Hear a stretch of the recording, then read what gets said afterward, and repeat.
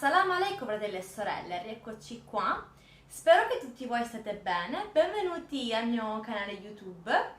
Oggi farò una reaction video su un video molto importante che riguarda appunto i jinn che ti fanno perdere il Fajr. Guardiamo insieme.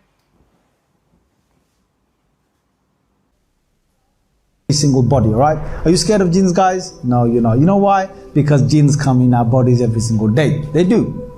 Every single day jinns come. In fact, when you wake up for Fajr, you've got a jinn that's already tied, a shaytan that's already tied 3 knots over your head. Just over that part of your head, tied 3 knots. Every human being, especially the ones that want to wake up for Fajr. There's a specific group of shaytans that are just after making us miss Fajr Salah. So if you missed your Fajr Salah this morning, you had a group of jinns that came to your house and they basically did their little job. So what they do is they tie 3 knots, and when you wake up they say, Nam alaika lintawin. Rasulullah sallallahu alaihi wasallam said this to us in the hadith in Muslim, that you sleep, you've got a long night. And Prophet sallallahu alaihi wasallam said he'll carry on doing this until he's made you miss your Fajr. He says if the person gets up, فَذَكَرَ اللَّهِ, if the person remembers Allah, they say, Alhamdulillah, الَّذِي أَحْيَانِي بَعْدَ مَا أَمَتَنِي. Whatever dua, whatever dhikr they do, any form of remembrance of Allah they do, 1 knot is untied immediately. Next one is they basically go and perform wudhu. If they perform wudhu, another knot is untied immediately. One of the key things in the wudhu that we do to try and get the influence of the shaytan away is to rinse the nose properly. Now a lot of people don't do this sunnah properly. When you rinse your nose, have you seen some people rinsing the nose wudhu? They just clap down and go. There's a bang there, nose 3 times with water. That's not rinsing your nose. Some people just get water and just go straight on top of their nose. That's not rinsing your nose. It's in the inside. Okay, so some people, what they do, their rinsing of the nose is just basically grab some water and just stick it up in there, stick it up in there. That's it, they've rinsed their nose. And some other people, they want to basically, do the classical one, yeah? You better not watch, brothers. Yeah? And then release some explosion from their nose. Yeah? Be careful, brothers. There's other brothers doing wudhu, yeah? Make sure he doesn't fall over him, he's got his clothes over there as well. I don't like, you're just trying to do wudhu in the wudhu area, right? You got some brothers who are trying to do wudhu. I think, are you doing wudhu or are you making me do wudhu?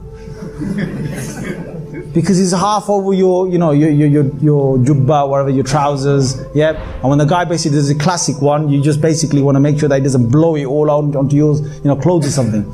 So anyway, the sunnah regarding this, and this is very important because Rasulullah sallallahu alaihi wasallam said that فَإِنَّ الشَّيْطَانِ يَبِيتْ فِي خَيْشُومِ. Rasulullah sallallahu alaihi wasallam said that the shaytan sits just at the end of your nostrils, within just your nose. He sits there throughout the night because you're in forgetfulness, you're not in a state of dhikr.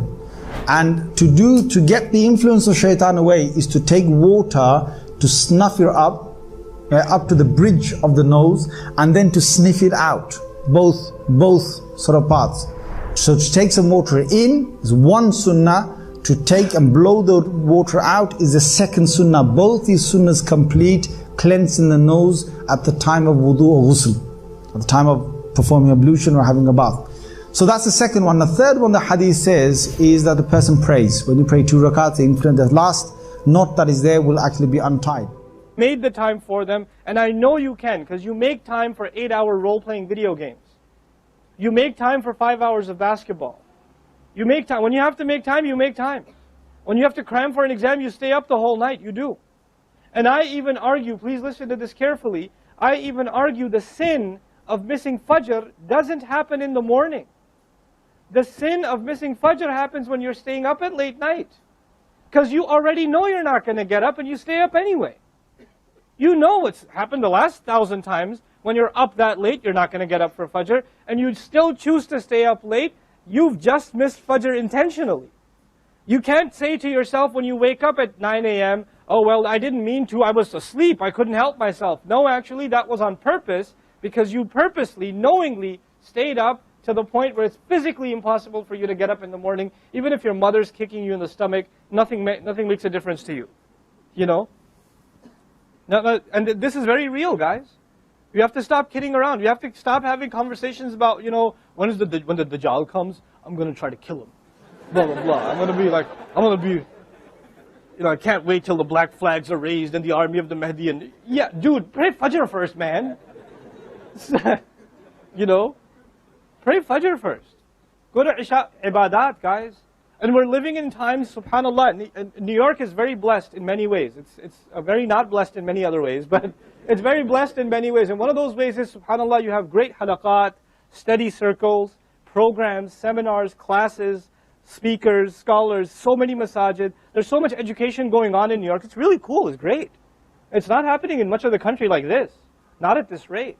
So you're very fortunate to have that. But you know what the danger with that is? That you start glorifying learning and you start undermining worship, ibadah itself. Right? And fundamental ibadah, Fajr, Isha, young guys, young men in the audience today, Fajr, Isha, you have to get that together. You have to get that together. And if you care about serving this deen, if you really care about serving this deen, then you will want to make better Fajr and better Isha. And the way to do that is to start memorizing as much Qur'an as you can.